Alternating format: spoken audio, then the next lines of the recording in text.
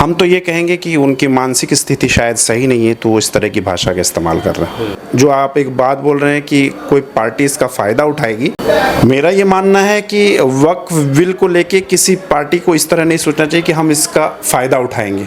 अगर कंट्री का डेवलपमेंट आपको चाहिए तो हर धर्म को, हर जाति को, हर किसी को आपको लेके चलना पड़ेगा। मुसलमानों के दुश्मन नहीं है, ये सिर्फ और सिर्फ एक आई वॉश कर रहे हैं हमारे हिंदू भाइयों को कि हम तुम्हारे साथ हैं, लेकिन एक्चुअली ये हैं किसी के साथ नहीं। इनको पावर चाहिए। अब पावर के लिए इनको जितने हद दर्जे तक या गिर सकते हैं वो गिरने की कोशिश कर रहे हैं। तो क्या ऐसा डॉक्टर आसिफ सईद का कोई ऐसा प्लान है राजनीति में आने का? अगर है तो क्या है, थोड़ा अपना कुछ विजन, मिशन, ऐसा कुछ? नहीं, देखिए, हालात के ऊपर है। ये पॉलिटिक्स ही एक ऐसी चीज़ है जिससे आप समाज का उद्धार कर सकते हैं। अगर सही आदमी आप चुन के जगह पे भेजे, सही पे तो खड़ा होना चाहिए। तो हर आदमी तो बुरा नहीं है, वो किसी भी धर्म में हो। जो अच्छी सोच रखता है वो किसी भी धर्म में हो सकता है, ज़रूरी नहीं है। आपने कभी सिख लोगों को देखा है? उनका जो भी गुरु होते हैं, उनकी एक बात पे सब लोग हाँ हमसे बेहतर है वो। उसकी वजह सिर्फ ये है कि हम 18%, 20-22% जितने हिंदुस्तान में हैं, हम लोग डिवाइडेड हैं। अरे भाई, आप किसी धर्म से, उससे हमें कोई मतलब नहीं। आप इंसान अच्छे होने चाहिए, काम अच्छा करो, हम आपके साथ, सिंपल होना चाहिए। अस्सलाम वालेकुम, आदाब। मेरा नाम फिरदौस गनी है। आप KDB लाइव देख रहे हैं। जैसे कि आपको पता है कि वक्फ संशोधन बिल से कानून बन चुका है और ये कानून पूरी तरीके से अब अमली जमाम पहना चुका है, कह सकते हैं, क्योंकि ये राज्यसभा और लोकसभा से पास होकर के राष्ट्रपति का भी सिग्नेचर उसमें हो गया है। लेकिन इसके खिलाफ लगातार विरोध प्रदर्शन जारी है। उसकी रणनीतियाँ बनाई जा रही है कि कैसे इसका विरोध प्रदर्शन किया जाए और सरकार पर दबाव बना करके इस कानून को वापस लिया जाए। खैर, क्या होता है आगे चल करके, ये तो खैर देखने वाली बात होगी। अभी हम इसी मुद्दे पर बात करने वाले हैं ठाकुरगंज किशनगंज के प्रसिद्ध डॉक्टर आसिफ सईद के साथ। तो आप हमारे साथ बने रहें। हम डॉक्टर आसिफ सईद के साथ इस मामले पर विस्तार से बात करेंगे, डिटेल से बात करेंगे कि आखिर ये वक्फ कानून के बारे में क्या कहते हैं, क्या समझते हैं और यहाँ के लोगों को क्या संदेश देना चाहते हैं। तो सर, सबसे पहले स्वागत है KDB लाइव। शुक्रिया आपका। जैसे कि पता है कि वक्फ कानून बन चुका है, कानून आ चुका है, क्या करना चाहिए आम मुसलमानों को? देखिए, जब कोई कानून बन जाता है तो उसके लिए क्या है कि अब वो तो सबको एक्सेप्ट करना पड़ेगा।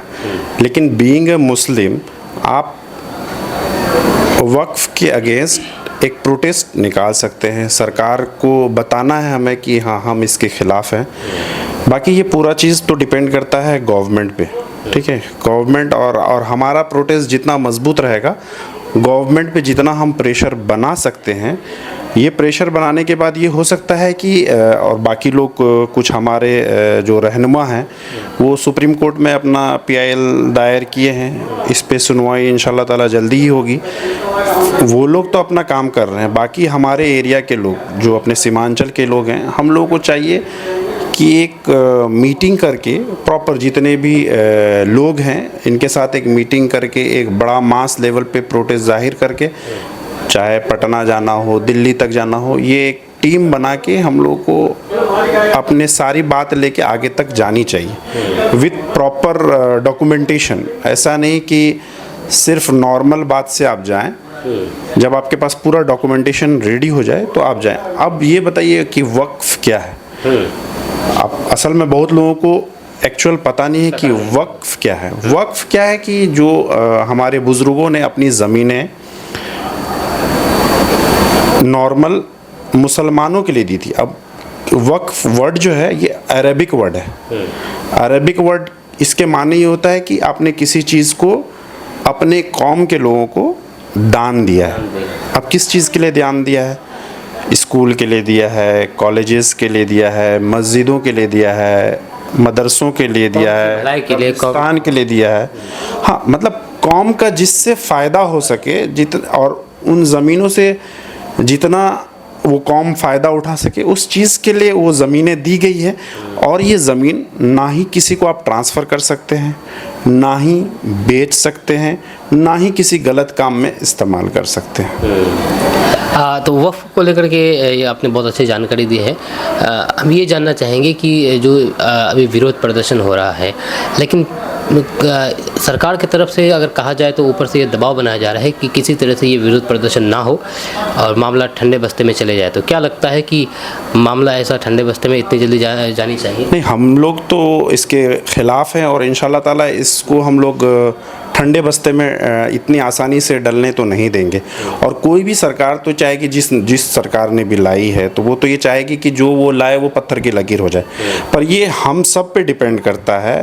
वो एक साथ खड़े होके इस बिल के अगेंस्ट प्रॉपर मेमोरेंडम लेके जगह जगह देना चाहिए और शांतिपूर्ण तरीके से प्रॉपर इन्फॉर्मेशन के साथ, एडमिनिस्ट्रेशन की परमिशन के साथ आप इसका प्रोटेस्ट कीजिए। कोई हुड़दंगबाजी नहीं, कोई लड़ाई झगड़ा, कुछ नहीं। हम अपना एक प्रोटेस्ट जाहिर कर रहे हैं कि हाँ, हम आपने जो बिल लाया हम उसके अगेंस्ट हैं और हम चाहते हैं कि ये बिल वापस हो और जो मुसलमानों का हक है उनको मिलना चाहिए। और जो भी प्रोटेस्ट है वो कानूनी अधिकार है, संविधान ने हमें अधिकार दिया है कि हम किसी भी बिल के खिलाफ प्रोटेस्ट कर सकें, विरोध प्रदर्शन कर सकें।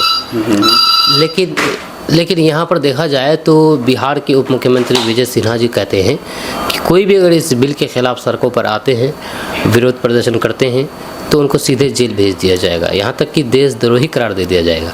तो बताइए, किसी भी बिल के खिलाफ अगर प्रदर्शन करते हैं कानूनी तरीके से, संवैधानिक तरीके से, तो कैसे कोई जेल भेज सकता है? देखिए, ये तो एक डिक्टेटरशिप है।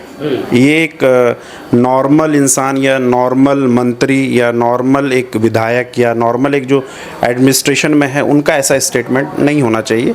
हम तो ये कहेंगे कि उनकी मानसिक स्थिति शायद सही नहीं है तो वो इस तरह की भाषा का इस्तेमाल कर रहे हैं। अच्छा, एक चीज़ हम देखा जाए तो इस बिल की आड़ में बहुत से ऐसे राजनीतिक दल है, ऐसे नेता है जो कि अपने राजनीतिक फ़ायदे के लिए भी इस्तेमाल शायद कर सके और सोच भी रहे होंगे कि इस कैसे हमको इससे फ़ायदा मिले, क्योंकि आने वाले विधानसभा चुनाव है और चुनाव को देखते हुए एक तौर पर देखा जाए तो कुछ राजनीतिक दलों के लिए एक हाथ में लड्डू जैसा मतलब कि उनके लिए आ गया है। तो क्या कहना चाहेंगे उसके लिए? मैं तो इस पर ये कहूँगा कि इसमें राजनीति से अलग हटके हम सबको, जो अलग अलग राजनीतिक दल में हैं, जितने भी मुसलमान हैं, उन सबको इस बिल को लेके एक प्लेटफॉर्म पे आना चाहिए और इस एक प्लेटफॉर्म को लेके विदाउट एनी राजनीति, विदाउट एनी पॉलिटिक्स आपको इस बिल के अगेंस्ट बोलना। हम किसी पार्टी के अगेंस्ट नहीं, इस बिल के अगेंस्ट है। और हम जितने लोग हैं या हमारी जितनी भी पार्टियां हैं हिंदुस्तान में, इन सब को क्या करना चाहिए, सारी पार्टियां छोड़ के वक्फ बिल के अगेंस्ट में एक प्लेटफॉर्म पे आइए। कोई झंडा नहीं, कोई बैनर नहीं, किसी भी पार्टी की नहीं, जितने भी we are against Waqf bill. आप वक्फ बिल के अगेंस्ट आइए। आप किस पार्टी से, उससे हमारा कोई मामला नहीं है। आप आराम से सिर्फ वक्फ बिल के अगेंस्ट, और जो आप एक बात बोल रहे हैं कि कोई पार्टी इसका फ़ायदा उठाएगी, मेरा ये मानना है कि वक्फ बिल को लेके किसी पार्टी को इस तरह नहीं सोचना चाहिए कि हम इसका फ़ायदा उठाएंगे। अच्छा, क्या लगता है कि अगर जो भी विरोध प्रदर्शन हो रहा है या फिर होगा तो इससे सरकार पर कोई दबाव बनेगी? ज़रूर बनेगी, क्यों नहीं बनेगी। कानून तो बन चुका है ना, कानून पास हो चुका है। कानून पास हो गया, लेकिन देखिए बहुत सारे कानून पास होते हैं बहुत टाइम के बाद, जब उनको लगता है उसमें करेक्शन होता है। ऐसा नहीं कि करेक्शन नहीं होता। सुप्रीम कोर्ट अगर ऑर्डर देगी तो कुछ ना कुछ तो इसमें बात बनेगी। क्या लगता है कि ये बिल सिर्फ मुसलमानों का बिल है? ये कानून तो मुसलमानों का, बिल तो मुसलमानों का है, लेकिन यहाँ पर जिस तरह से हिंदू लोगों का भी समर्थन मिल रहा है, लेकिन कुछ लोग हैं जो सिर्फ समझते हैं कि ये मुसलमानों के लिए है, इसलिए मुसलमानों को इसमें आगे आना चाहिए। लेकिन वहीं पर राज्यसभा में या फिर लोकसभा में देखेंगे तो 232 वोट लोकसभा में पड़ा था अगेंस्ट में, तो 232 में से देखा जाए तो ज़्यादातर पूरा गैर मुस्लिम ही थे। तो क्या लगता है कि गैर मुस्लिम भी लगातार साथ दे रहे हैं इस वक्फ कानून को लेकर? देखिए, मेरा मानना है जो जिनकी सोच सही है, जो एक कंस्ट्रक्टिव सोच रखते हैं कि हाँ भाई जो सही है वो सही के साथ है, तो इसमें धर्म को लाना अच्छी बात नहीं होगी कि नहीं सिर्फ मुसलमान ही इसका साथ दें। जो लोग सही है कि सही पे तो खड़ा होना चाहिए। तो हर आदमी तो बुरा नहीं है, वो किसी भी धर्म में हो, जो अच्छी सोच रखता है वो किसी भी धर्म में हो सकता है। ज़रूरी नहीं है कि आप मुसलमान हैं तभी वक्फ का सपोर्ट करें। आप किसी भी धर्म में, अगर आप अच्छे इंसान हैं तो और आपको लगता है कि मुसलमानों के साथ गलत हो रहा तो आप खड़े हों। क्या लगता है कि आज जो मुसलमानों के साथ गलत हो रहा है, कल किसी और धार्मिक धर्म के साथ गलत होंगे? जैसे सिख हुआ, परसों बौद्ध में, और भी बहुत सारे जितने भी धर्म हैं, लगातार मतलब कि ईसाई हुआ, इन लोगों के साथ भी गलत हो सकता है। देखिए, ऐसा है कि गलत तो किसी के साथ भी हो सकता है, ठीक है। तो उसके लिए देखिए, हम लोग में एक कमी क्या है कि हम लोग डिवाइडेड हैं।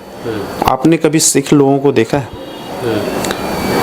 उनका जो भी गुरु होते हैं उनकी एक बात पे सब लोग हाँ, आज हमसे बेहतर हैं वो।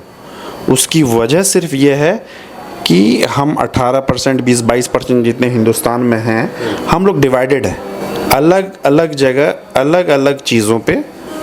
क्या कारण है कि जो हम लोग डिवाइड है? हम लोग एक प्लेटफॉर्म में क्यों नहीं आ सकते? यूनाइटी हम लोग क्यों नहीं बना सकते कि कोई आह्वान करे और हम लोग उसके पीछे चल जाए? देखिए, हम लोग क्या है कि एक दूसरे को खींचते हैं। अगर मान लेते हैं कोई XYZ हम में से आगे बढ़ता है तो उसके साथ हम लोग खड़ा नहीं होना चाहते।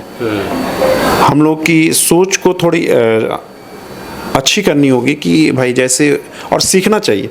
मैं अगर सिख के बारे में बोला, सिख भाइयों के बारे में, तो अगर उनके अंदर अच्छी चीज बात है तो बोलने में कोई ख़राब चीज़ नहीं है। उसे सीखना चाहिए, उससे सीखना चाहिए कि भाई सब इकट्ठा हो, मुत्तहिद हो, एक जोर बनता है, एक ताकत बनती है, और उसको लेके आप आगे बढ़िए।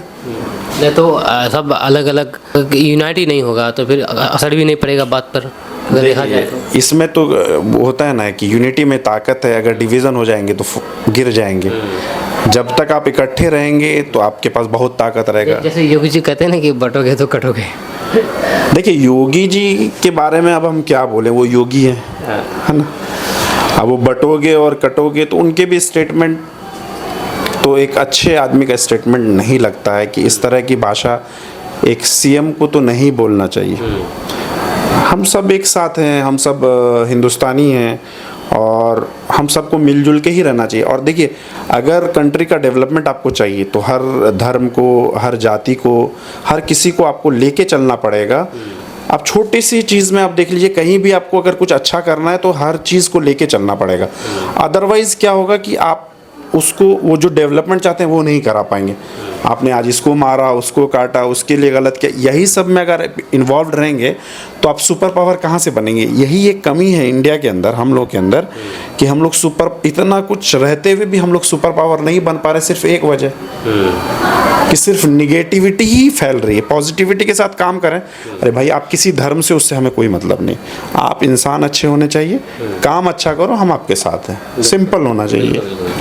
अच्छा, यहाँ पर देखा जाए तो जिस तरह से मोदी सरकार लगातार मुसलमानों के अगेंस्ट कानून ला रहे हैं, चाहे CAA हो, 3 तलाक हो, बाकी और भी बहुत सारे NRC कानून, फिर वक्फ बिल कानून, क्या लगता है कि इस तरह से कानून लाने का मकसद क्या है? सिर्फ मुसलमानों के अगेंस्ट? नहीं, ये मुसलमानों के अगेंस्ट नहीं है। ये सिर्फ एक समझ लीजिए आई वॉश है हमारे गैर मुस्लिम भाई के लिए। उनको ये दिखा रहे हैं कि हम मुसलमान के अगेंस्ट हैं। अब यही मोदी जी जब कहीं और जाते हैं तो उनके लिए बिल्कुल ये रेड कारपेट बिछवा देते हैं। अगर हमारे शेख आ गए सऊदी अरब से, कुवैत से, कोई भी आ गए, मतलब ये मुसलमानों के दुश्मन नहीं है।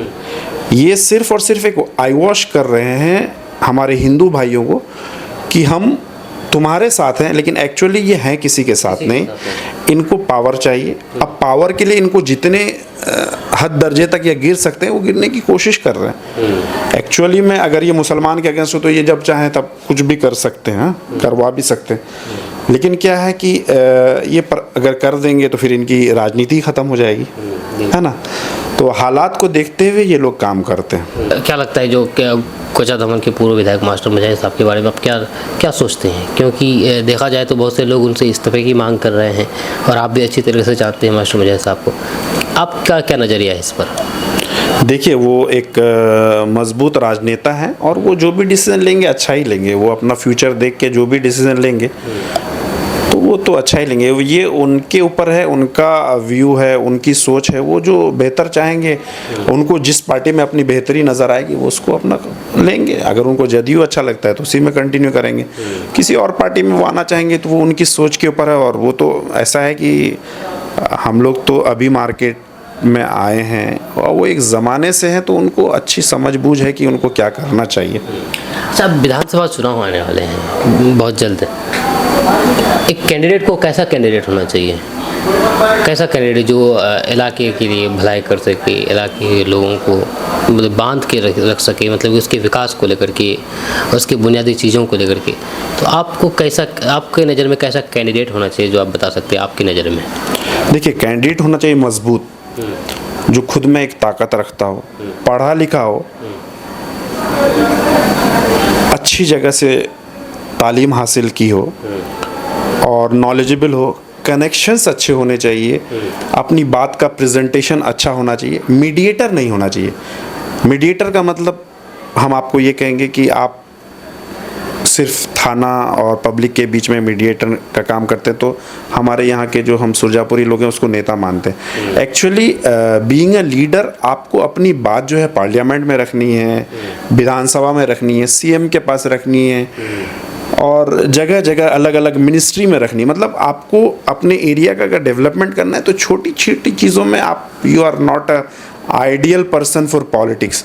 पॉलिटिक्स अगर आपको करना है तो आपका जो थिंक टैंक है, जो सोच है, वो बहुत हाई अप होना चाहिए कि मेरा कनेक्शन जो भी हो बहुत हाई अप हो, हम अच्छा काम करें। और ये जो थाना और सीओ बीडीओ ये छोटे छोटे काम, ये सब तो आपको बस यूं ही कर सकते हैं, इसके लिए पैसे का कोई ज़रूरत नहीं है, ना ही किसी छोटे आपको ये सब चीज़ों में पढ़ना चाहिए। अगर आप विधानसभा सोच रहे हैं या लोकसभा सोच रहे हैं तो ये छोटे चीज़ों में ये तो ऐसे ही आप बोल देंगे कि भाई ये काम नहीं होना चाहिए, तो फ्रॉम दैट डे मैं आपको प्रॉमिस करता हूँ कि उसी दिन से ये सारी दुकानदारी बंद हो जाएगी। चाहे थाना हो, ब्लॉक हो, रजिस्ट्री ऑफिस हो, कहीं भी हो, जहाँ भी गलत हो रहा है, अगर आप प्रॉपर एक आइडियल लीडर हैं, जो एक्चुअल लीडर बोला जाता है, अगर आप वो चीज़ है तो ये छोटी छोटी चीज़ें तो बिल्कुल मैटर नहीं करती। ये सारे धंधे आपके कुर्सी में बैठते ही ये स्टॉप हो जाएगा, कि ये बंद हो जाएगा बिल्कुल। मैं डैम श्योर हूँ कि कोई कायदे का बंदा अगर आ जाए तो ये बहुत ही मतलब सेकंड का काम है कि with in fraction of second आपने बोल दिया, अगर पैसा लिए तो खैर नहीं। वो समझदार अगर एडमिनिस्ट्रेटर होगा वो समझ जाएगा कि क्या करना है। सर एक चीज़ हम देखते हैं कि सभी चाहते हैं कि राजनीति में युवा आए, तो यहाँ पर एक चीज़ देखते हैं कि डॉक्टर आसिफ सईद भी काफ़ी सामाजिक कार्य में हिस्सा लेते हैं और बढ़ चढ़ कर हिस्सा लेते हैं। तो क्या ऐसा डॉक्टर आसिफ सईद का कोई ऐसा प्लान है राजनीति में आने का? अगर है तो क्या है, थोड़ा अपना कुछ विज़न मिशन ऐसा कुछ? नहीं, देखिए हालात के ऊपर है। अगर कोई आइडियल कैंडिडेट हमको दिखा, जो एक्चुअल में लीडर दिखा, तो हम उसको सपोर्ट करेंगे, 100% सपोर्ट करेंगे। सपोर्ट करना अलग बात है, हम दूसरा करें, जवाब दूसरा दे रहे हैं। नहीं, वैसे ये बोल रहे हैं कि डॉक्टर आसिफ सईद साहब का आने का कुछ प्लान है विधानसभा में? के ऊपर देखेंगे, अगर रहा वैसा कि हाँ समीकरण हो रहा है या चीज़ें मेरे हिसाब से हो रही, या अगर लोग चाहते हैं कि नहीं आना चाहिए जो हमारे इलाके के लोग हैं, तो फिर हम लोग सोचेंगे इंशाल्लाह ताला। जो टीम हमारी है, अगर सब लोग इस चीज़ पे सब लोगों का मशवरा होता है कि नहीं आना चाहिए, तो हम लोग सोचेंगे इस पे कि किस पार्टी से आना चाहिए, किधर ज्वाइन करना चाहिए। हालात को देखते हुए सारा चीज़ सोचा जाएगा। और हमने कुछ ऐसा यहाँ के लोगों के लिए कुछ डे बाय डे हम ऐसा कोशिश कर रहे हैं कि कुछ लोगों को फ़ायदा पहुंचाए, अवेयरनेस का प्रोग्राम करा रहे हैं। लेकिन हम पॉलिटिकली उतना एक्टिव नहीं है, क्योंकि पॉलिटिक्स जो है थोड़ी यहाँ की लेवल जो है, क्योंकि हम लोग स्टूडेंट लीडरशिप बहुत किए हैं और हर जगह अल्हम्दुलिल्लाह कनेक्शंस हैं, हर पार्टी में हैं, तो एक लेवल में आना अच्छा होगा। मतलब सिर्फ ऐसा नहीं कि बस आप आ गए और कुछ किया नहीं, और बोले कुछ करे कुछ नहीं। आप जब आए तो अगर हार भी जाए तो जो बोल दिए वो कराना है। क्योंकि आप पॉलिटिक्स एक तौर पर देखा जाए तो आप कर चुकी हैं यूनिवर्सिटी में, तो आपको तो पॉलिटिक्स अच्छी तरीके से समझ आती होगी। तो क्या लगता है कि पॉलिटिक्स में कितना मुश्किल है पॉलिटिक्स करना?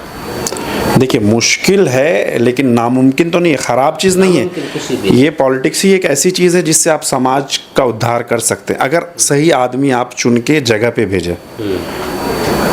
एक अकेला आदमी बहुत कुछ कर सकता है, अगर आप आइडियल कैंडिडेट चुन के अगर आप भेजते हैं, चाहे विधानसभा में या लोकसभा में, आप देखते हैं कि एक दो आदमी से ही पूरा सांसद भवन हिल जाता है। तो अगर ओरेटर अच्छा है, नॉलेजेबल है और जो नीडर है, तो आप वैसे लोगों को मौका दीजिए और अच्छे लीडर को लाइए। हम तो चाहते हैं कि यहाँ एक मजबूत आदमी आए जिसके बोलने पे काम हो वो पैसा ना ले, मतलब मीडिएटर का काम नहीं करे, लीडर का काम करे। लीडर को लीडर का ही काम करना चाहिए, मीडिएटर का काम नहीं करना चाहिए। बड़े अफसोस के साथ मैं कह रहा हूँ, पिछले 4 साल 5 साल से मैं पैदा तो यही हुआ हूँ लेकिन कंटिन्यू रह रहा हूँ, तो यहाँ जो मैं चीज़ें देखा मीडिएटर का ज़्यादा है। अगर लीडरशिप क्वालिटी कुछ लोगों में आ जाए तो मज़ा आ जाए। बिल्कुल। चलिए, बहुत बहुत शुक्रिया आपका डॉक्टर साहब हमसे बात करने के लिए। ऐसे डॉक्टर आसिफ सईद साहब जो कि हमसे विभिन्न मुद्दों पर बात कर रहे थे। आपका इस बारे में क्या कहना है नीचे कमेंट बॉक्स में कमेंट करके ज़रूर बताइएगा। मेरा नाम फिरदौस गनी है, आप KDB लाइव देख रहे हैं। मिलते हैं नेक्स्ट वीडियो के साथ। जय हिंद, जय भारत।